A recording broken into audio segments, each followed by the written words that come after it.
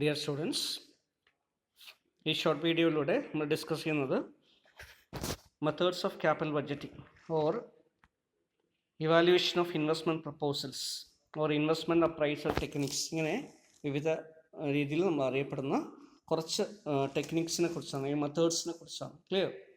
അപ്പോൾ capital budgeting നമ്മൾ പറഞ്ഞു അല്ലേ, ലോങ് ടേം ഇൻവെസ്റ്റ്മെൻറ്റ് ചെയ്യുന്നതിന് വേണ്ടിയിട്ടുള്ള ഡിസിഷൻ എടുക്കുന്നതിന് വേണ്ടിയിട്ടുള്ള പ്രോസസ്സുകളെല്ലാം കൂടെ ചേർത്തിട്ടാണ് നമ്മൾ എന്ത് പറയുക, ക്യാപിറ്റൽ ബഡ്ജറ്റിംഗ് എന്ന് പറയുക. അപ്പം അങ്ങനെ ഒരു ക്യാപിറ്റൽ ബഡ്ജറ്റിംഗ് എടുക്കുമ്പോൾ അല്ലേ, whether to invest it or not എന്ന് നമുക്ക് തീരുമാനിക്കണമെങ്കിൽ അല്ലേ, കുറച്ച് കാര്യങ്ങൾ നമ്മൾ വിലയിരുത്തേണ്ടേ ആണ്. അപ്പോൾ ആ വിലയിരുത്തലിന് വേണ്ടി, ക്ലിയർ, ആ തീരുമാനം എടുക്കാൻ ആവശ്യമായിട്ടുള്ള ചില ഇൻപുട്സിന് വേണ്ടി നമ്മൾ അനാലിസിസ് ചെയ്യും, അപ്രൈസൽ ചെയ്യും, വിലയിരുത്തും. ക്ലിയർ?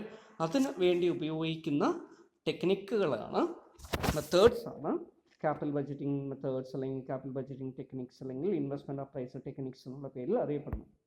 ഓക്കെ, എന്തൊക്കെയാണ് അത് പ്രധാനമായിട്ടും വരുന്നത്? പ്രധാനമായിട്ടും രണ്ട് തരത്തിലുള്ള ടെക്നിക്സാണ് നമുക്ക് യൂസ് ചെയ്ത് വരുന്നത്. ക്ലിയർ?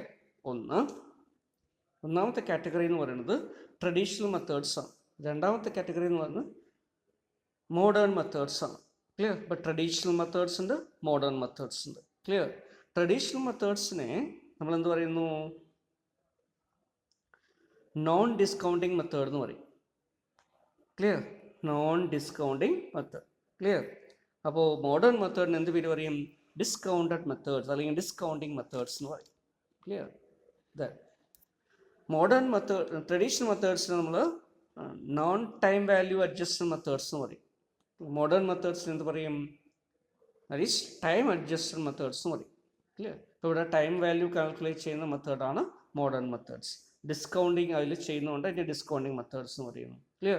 അത് മോഡേൺ പീരീഡ് തൊട്ടാണ് വരുന്നത്. ക്ലിയർ? 1950s ശേഷമാണ് പ്രധാനമായിട്ടും ഇങ്ങനെയുള്ള മെത്തേഡ്സ് ഒക്കെ യൂസ് ചെയ്യാൻ തുടങ്ങുന്നത്. ക്ലിയർ? അപ്പോൾ മോഡേൺ ആയിട്ട് ഉപയോഗിക്കുന്ന മെത്തേഡ്സ് ആയതുകൊണ്ട് മോഡേൺ മെത്തേഡ്സ് ആണ്. ക്ലിയർ?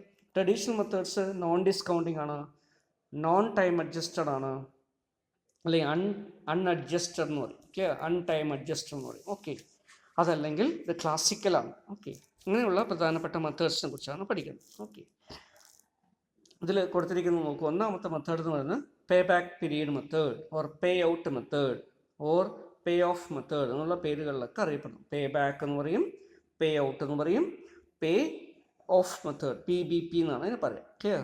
സാധാരണ കോഡായിട്ട് പറയും. Then accounting rate of return method or average rate of return method, അതിന് ARR എന്ന് പറയും. ക്ലിയർ? ഇപ്പോൾ ചില ടെക്സ്റ്റിൽ, പഴയ ടെക്സ്റ്റൊക്കെ നോക്കുകയാണെങ്കിൽ ഇതിൽ ഒന്നാമതായിട്ട് കൊടുത്തിരിക്കുന്ന അർജൻസി മെത്തേഡ് എന്നുണ്ടാവും. ക്ലിയർ? അങ്ങനെ ഒരു മെത്തേഡ് ഉണ്ട്. ക്ലിയർ? അതങ്ങനെ ഒരു സെപ്പറേറ്റ് മെത്തേഡൊന്നും അല്ല, പക്ഷേ എങ്കിലും ഒരു മെത്തേഡായിട്ട് പറയാം, അർജൻസി മെത്തേഡ്. ക്ലിയർ? അതും ഒരു ട്രഡീഷണൽ മെത്തേഡായിട്ട് വരും. ക്ലിയർ? ചില പ്രോജക്റ്റുകൾ നമ്മൾ തീരുമാനം എടുക്കുകയോ വേണ്ടയോ എന്ന് നിശ്ചയിക്കുന്ന സമയത്ത് എന്തിന് പ്രാധാന്യം നൽകുന്നു, അർജൻസിക്ക് പ്രാധാന്യം നൽകുന്നു. ക്ലിയർ? അപ്പോൾ ആ രീതിയിൽ വരാവുന്ന ഇൻവെസ്റ്റ്മെൻറ്റ് ഡിസിഷൻ മേക്കിങ്ങിനെയാണ് അർജൻസി മെത്തേഡ് എന്ന് പറയുന്നത്. Clear? So projects are selected for investment based upon the urgency. Urgency ഇല്ലാത്തതിനെ നമ്മൾ ഒഴിവാക്കുന്നു അല്ലെങ്കിൽ മാറ്റിവെക്കുന്നു, അർജൻസി ഉള്ളതിനെ നമ്മൾ എടുക്കുന്നു. ആ രീതിയിൽ എടുക്കുന്ന ഒരു അപ്രോച്ച് അല്ലെങ്കിൽ മെത്തേഡാണത്. പക്ഷെ പ്രധാനമായിട്ടും കാൽക്കുലേഷൻസ് ഒക്കെ വരുന്നത് രണ്ടെണ്ണത്തിലാണ്, പേ ബാക്കും അതുപോലെ തന്നെ ARR. ക്ലിയർ? ഇനി നോൺ ടൈം അല്ലെങ്കിൽ ടൈം അഡ്ജസ്റ്റഡ് ആയിട്ടാണ് ഉള്ള ടൈം അഡ്ജസ്റ്റഡ് മെത്തേഡ് അല്ലെങ്കിൽ ഡിസ്കൗണ്ടഡ് മെത്തേഡ് അല്ലെങ്കിൽ മോഡേൺ മെത്തേഡിൽ വരുന്ന പ്രധാനപ്പെട്ട മെത്തേഡ്സ് എന്ന് പറയുന്നത് എന്തൊക്കെയാണ്? Number 1 net present value method. Number 2 profitability index method. Clear? അതിനെ ബെനിഫിറ്റ് കോസ്റ്റ് റേഷ്യോ എന്നുകൂടെ പറയും, BC ratio. Clear? BC ratio എന്നുകൂടെ പറയും. So next one is IRR, internal rate of return. Next one is net terminal value method, NTV. ഇതിന് പുറമെ discounted pay back method എന്ന് പറഞ്ഞിട്ടുള്ള discounted pay back ഉണ്ട്. Clear? അങ്ങനെ ഒരു മെത്തേഡ് വരാം. ഓക്കെ, ഇത് മാത്രമല്ല മോഡേൺ മെത്തേഡ്സിൽ ഉപയോഗിക്കുക, വേറെയും കുറേ മെത്തേഡ്സ് ഉണ്ട്. പക്ഷേ നമ്മൾ സിലബസ് ഓറിയൻറ്റഡ് ആയിട്ട് നോക്കുമ്പോൾ ഇത്രയും കാര്യങ്ങൾ വരുന്നു. ക്ലിയർ? ഇനി ഈ രണ്ട് ക്ലാസിഫിക്കേഷൻ മാത്രമല്ല, മൂന്നാമതൊരു ക്ലാസിഫിക്കേഷൻ ഉണ്ട്, that is called risk adjusted method. ഇതിലൊന്നും നമ്മൾ റിസ്ക് വെയിറ്റ് ചെയ്യുന്നില്ല, അതുകൊണ്ട് റിസ്ക് അഡ്ജസ്റ്റ് ചെയ്യാൻ വേണ്ടി വേറെ ചില മെത്തേഡുകൾ ഉപയോഗിക്കേണ്ടതിനെ റിസ്ക് അഡ്ജസ്റ്റഡ് മെത്തേഡ്സ് എന്ന് പറയും. ക്ലിയർ? അപ്പോൾ ആ റിസ്ക് അഡ്ജസ്റ്റ് മെത്തേഡ്സ് ഒക്കെ നോക്കുകയാണെങ്കിൽ അതിൽ തന്നെ 2-3 കാറ്റഗറി ഉണ്ട്. ക്ലിയർ? അപ്പോൾ അതൊക്കെ നമ്മൾ പിന്നീട് നോക്കി വരാം. എനിവേ, പ്രധാനമായിട്ടും നമ്മളിവിടെ ഈ മെത്തേഡുകളിലൂടെ നമ്മൾ ഡിസ്കസ് ചെയ്യുന്നത്. ക്ലിയർ? എന്തൊക്കെയാണ്? ഒന്ന്, കാൽക്കുലേഷൻ പർപ്പസ് നോക്കുകയാണെങ്കിൽ പേ ബാക്ക് പീരീഡ് മെത്തേഡിൻ്റെ കാൽക്കുലേഷൻ നമ്മൾ നോക്കണം. അതുപോലെ accounting rate of return method നോക്കും. ക്ലിയർ? അതുപോലെ തന്നെ പിന്നീട് മോഡേൺ മെത്തേഡിൽ NPV, PI, IRR, NTV ഇങ്ങനെയുള്ള മെത്തേഡ്സിനെ കുറിച്ച് നോക്കും. ഡിസ്കൗണ്ടഡ് പേ ബാക്കിനെ കുറിച്ച് കൂടെ നോക്കുന്നുണ്ട്. ക്ലിയർ?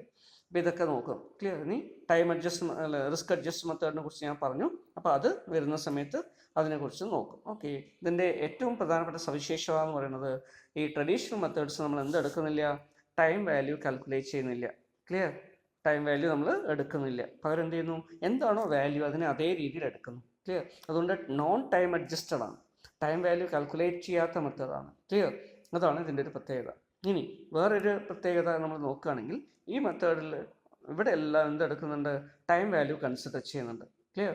ഇപ്പോൾ ഇതിൽ ടൈം വാല്യൂ കൺസിഡർ ചെയ്യുന്നില്ല, ഇവിടെ ടൈം വാല്യൂ മുഴുവൻ കൺസിഡർ ചെയ്യും. ക്ലിയർ? അതാണ് ഇതിൻ്റെ ഒരു പ്രത്യേകത എന്ന് പറയുന്നത്. ഇനി മിക്കവാറും മെത്തേഡുകളിലും പേ ബാക്ക് മെത്തേഡ് ആയിക്കോട്ടെ, NPV ആയിക്കോട്ടെ, PI ആയിക്കോട്ടെ, IRR ആയിക്കോട്ടെ, NTV ആയിക്കോട്ടെ, ഇവിടെയൊക്കെ എടുക്കുന്നത് ക്യാഷ് ഫ്ലോസ് ആണ്, ക്യാഷ് ഇൻഫ്ലോസ്. ക്ലിയർ? ഒരു പ്രോജക്റ്റ് എന്നുള്ള റെസീപ്റ്റ് ആയിട്ട്, റവന്യൂ ആയിട്ട് നമ്മൾ എടുക്കുന്നത് ക്യാഷ് ഇൻഫ്ലോസ് ആണ്. ക്ലിയർ? ഏതൊക്കെ മെത്തേഡിൽ? ട്രഡീഷണൽ മെത്തേഡുള്ള pay back period method, modern മെത്തേഡുള്ള NPV, PI, IRR, NTV ഇതിലൊക്കെ ക്യാഷ് ഇൻഫ്ലോസ് ആണ് നമ്മൾ എടുക്കുക. ക്ലിയർ? പക്ഷേ ഒരേ ഒരു മെത്തേഡ്, ക്ലിയർ, ട്രഡീഷണൽ മെത്തേഡിലുള്ള ഒരേ ഒരു മെത്തേഡല്ല ARRൽ, അക്കൗണ്ടിങ് റേറ്റ് ഓഫ് റിട്ടേണിൽ മാത്രം അതിന് ആവറേജ് റേറ്റ് ഓഫ് റിട്ടേണിനോ അക്കൗണ്ടിങ് റേറ്റ് ഓഫ് റിട്ടേണിനോ ഒക്കെ പറയാം. ആ മെത്തേഡിൽ മാത്രം നമ്മൾ എന്ത് ചെയ്യുന്നു? അക്കൗണ്ടിങ് പ്രോഫിറ്റ് ആണ് എടുക്കുന്നത്. ക്ലിയർ? നെറ്റ് പ്രോഫിറ്റ് ആണ് എടുക്കുക. ക്ലിയർ?